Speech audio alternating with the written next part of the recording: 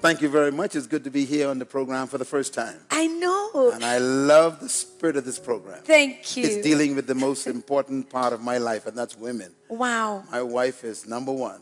You know, that's amazing. And maybe you can start there because you love this woman. Well, I think, the reason why God created women is simply to be loved. Wow. Oh my God, did you hear that? That will preach. I mean, we could just stay there because every woman is looking for love. God never told a woman to love a man. Wow. It's nowhere in Scripture. But he told the man to love the woman. Right. So she's supposed to receive love. She was designed just to receive love. Right. That's why when she doesn't receive love, she malfunctions. We're going to come to the woman in a short while. Now, we know you as a very, very powerful man of God that ministers all over the world. We want to know where Dr. Myles Munroe is coming from. Who is Dr. Myles Munroe? Well, I was born in the Caribbean country called the Bahamas, which was formerly a British colony, just like Kenya. So we speak English because of our colonial masters. We drive on the left-hand side of the street, just like Kenyans. Wow. We drink tea 4 times a day. Just like Kenyans? Yeah, just like Kenyans. You know, the British, I must say, they made all of their colonies the same. So that's why coming to Kenya is like coming home. Wow. I was born in the capital island of my country, which consists of 700 islands in the Bahamas. We have 30 islands that are inhabited. And the capital island is called New Providence. The city is called Nassau. The island is only 7 miles wide, 21 miles long. And I was born in one of the poorest villages on the island that is called Bainstown. Wow. It was considered to be the low-income area. And I was born in a family of 11 children. Whoa. I am number 6. I was born to a wonderful mother and father, and they taught us about God. My father was a Baptist minister. I was born into a family where my parents were both in the ministry. My mother was a missionary and did a lot of work among the poor people in our community. And so we were brought up to respect God, to love God. Our house that we were born in was a wooden house on 4 big rocks. And that house was put on 4 big rocks to keep the roaches, the rats, the snakes out of the house. Of course, they got in. The wooden house that we were born in had 2 bedrooms. One for my mother and father, the other for my 7 sisters. Wow. So the 4 boys had to sleep on the floor. So I began my life sleeping on a wooden floor on a mat. And I had to share that with my 3 other brothers.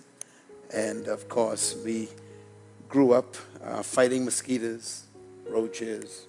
Every morning we had to wake up and brush the mosquitoes and roaches out of our floor into the back of the yard. And, we had to wear 1 uniform for a year and a half, a pair of shoes for the whole year. That was my life. That's the best they could do. 11 kids, only my father was working, and my mother stayed home to take care of us. So we were very, very fortunate to have loving parents. And that's what they gave us, love. They taught us about the Bible, which I think was very important because now I look back on it. If they had not given us the Bible, we probably would have been atheistic children because we were confused about a father who was preaching about a good God, but we had a bad life.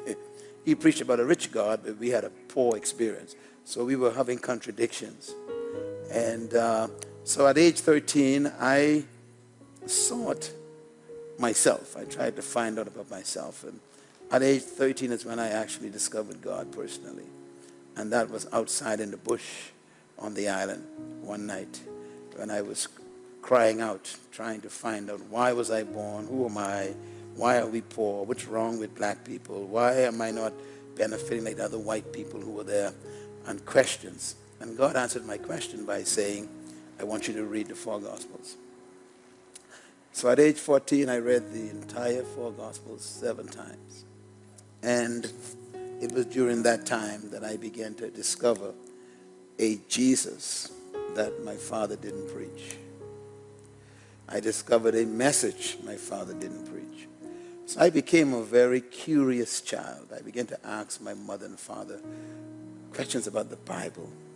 And out of all the 11 kids, I was the one that was consumed by the Bible because I wanted to know, why was I born? Who was I? Where was I from?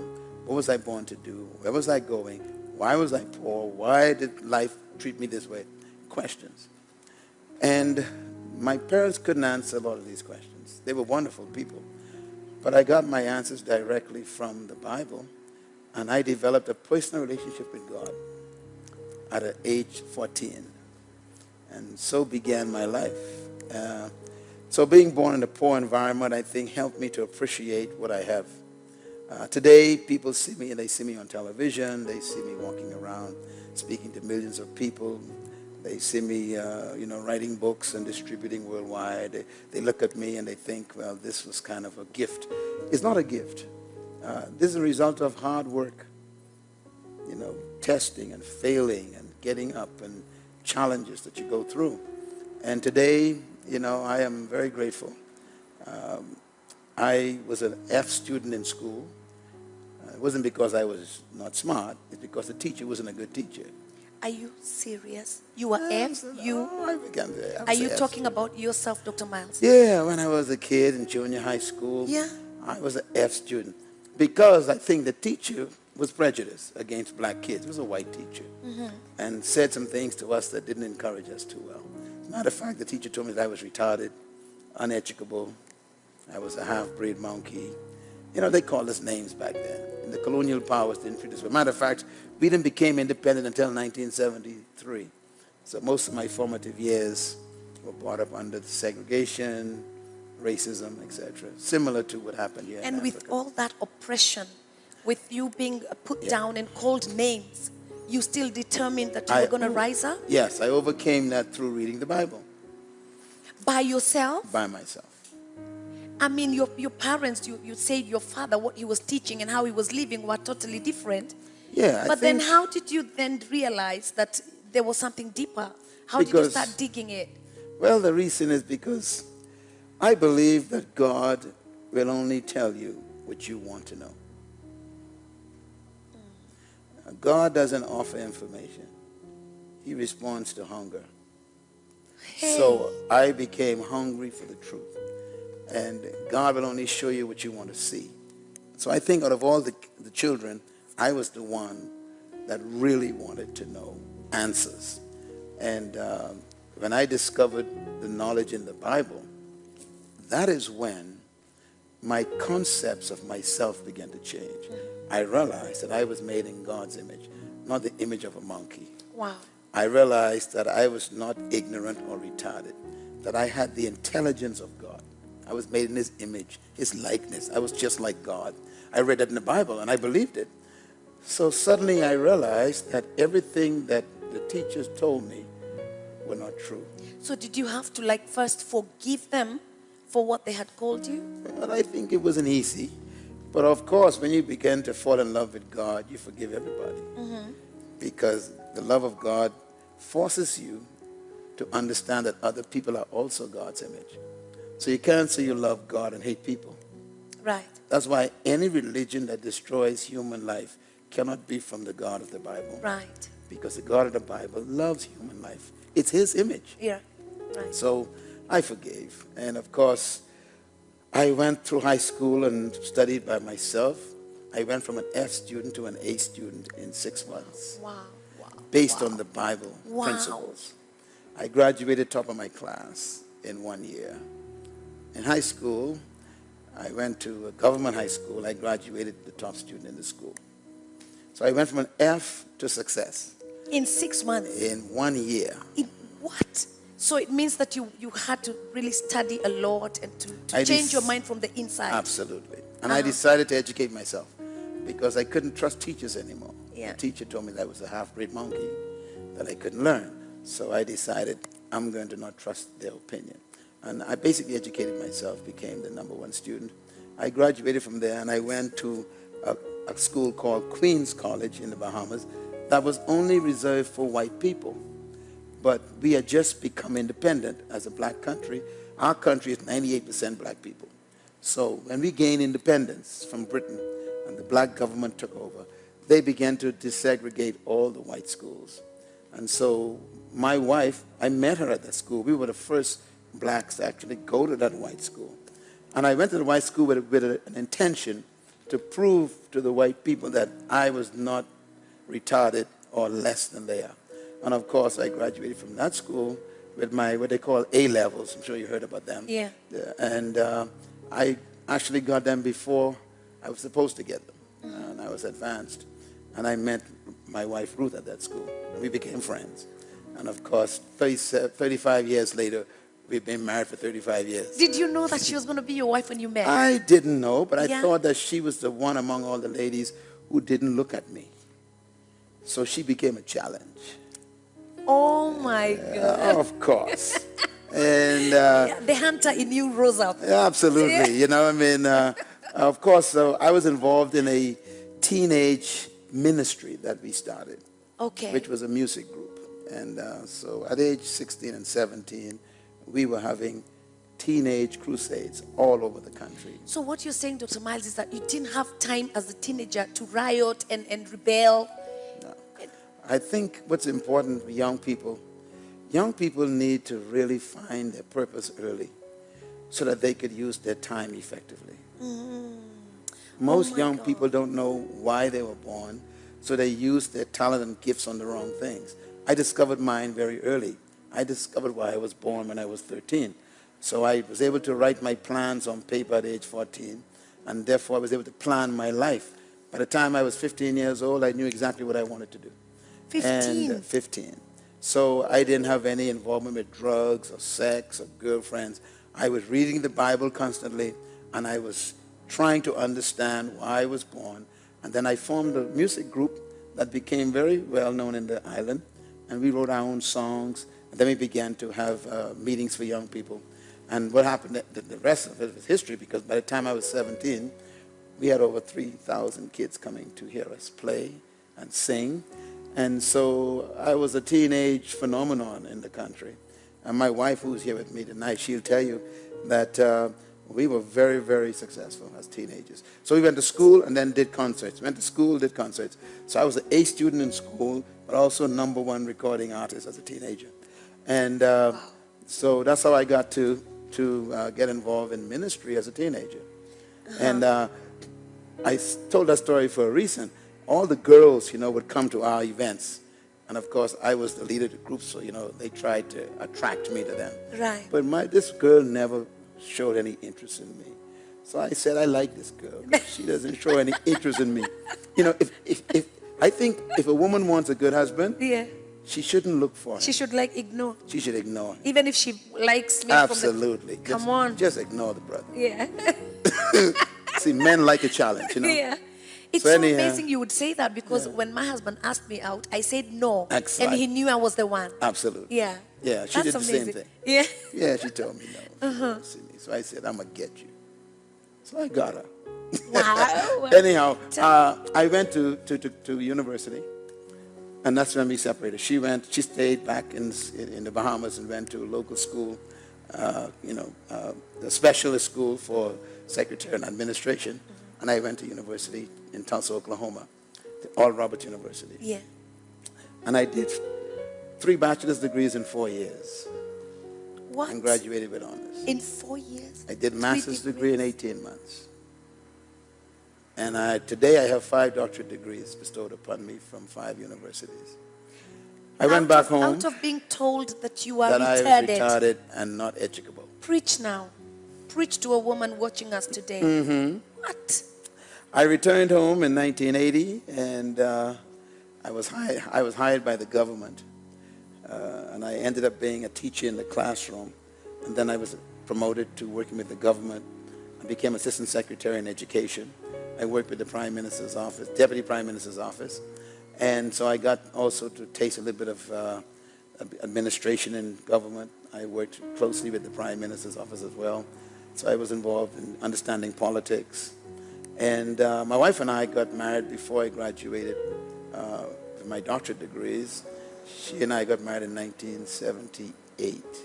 Wow. And today, we've been wonderfully enjoying each other. My wife also came to Oklahoma and studied at Oral Roberts University as well. So both of us had the taste of college. And we returned home, we began our family, and we started a prayer group and a Bible study in our apartment with 7 people. And today, it's one of the largest churches in the country. Wow. Tell me, you're very, very, very key on purpose. Absolutely. And the whole world knows you for purpose. You teach that a lot. How did you start? How did you birth that and start teaching everybody, even the young people, how to get their purpose and to know why they were created? I think one of the most important things I discovered is that God created nothing just for beauty. Everything God created was to solve a problem or to meet a need. Whether it's the sun, whether it's the moon, birds, trees, bees, oxygen, everything that exists was designed to meet a need. So I figure if there was a need for the roach and the rat and the mosquito, there must be a need for me. Yeah. The need I call purpose. And then I read a scripture, and the scripture says in the book of Proverbs 19:21 that many are the plans in a man's heart, but the Lord's purpose prevails. Right. So I began to discover it. And then what refined it, I think, for me was one of our members who was very, very active in church and also in the community. She died from cancer, and she went to see me. I went to see her at the hospital, and I went to pray for her. And she started praying for me, and she was dying. And she said to me, she said, son, she was the older lady in our church. I was the young pastor. And she said, son, don't pray for me. Let me go home. Why don't you go ahead and fulfill your purpose? I've completed mine. What? That statement stirred me forever. And of course, I had to bury her a couple of months later. And at her funeral is when I preached my first sermon on purpose, that you don't die until you're finished what you were born to do. Wow. And I began to research purpose in Scripture. I was living it, but didn't understand it until that moment. And of course, I spent 2 years teaching on one subject, purpose. Purpose. And it became the theme of our ministry, the driving force of our lives. Yeah. And then eventually, of course, it was exposed on TV, books were filled with it, and then people began to realize that they also were seeking for purpose. Right. And every woman watching this program, they need to know that they were not born just to have babies and cook food. Preach now. They were This born is it. to solve a problem on earth. They were born to meet a need in their generation. That no human being was born just to pay bills. You were not born to make a living. You were actually born to make a difference. Wow. And so I think that's what stirred me. And I am driven to help other people find that same thing. No human being came to earth just to breathe oxygen and eat food. They came here to fulfill an assignment that God needed done in their generation. So to everything, there is a purpose. And to every purpose, there's a time. There's a time to be born and a time to die. So everybody was born right on time. They shouldn't die until they are finished. And this is the reason why I travel the world, to help people discover, not just to discover God, but to discover what God created them for. A lot of people, I'm sorry, Dr. Sure. Myles, if they go through what you did as a little kid, through poverty, through hatred, through being ostracized and told all manner of stuff, normally they give up. And normally they never really arise to become anything in life. Would you just address them and let a woman know that she can't give up just because maybe she was trashed and abused? Yeah. Well, I think purpose is never destroyed by circumstances. You can destroy your purpose yourself. Whatever you were born to do is still with you. Whatever you were born to become is still in you. If you took a bird and put it in a cage, the bird could still fly. So trapping a bird doesn't destroy flight. It restricts it.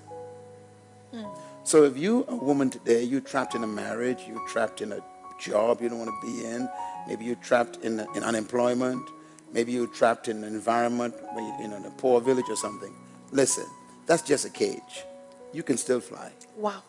And what I need you to do is what I did, create your own circumstances.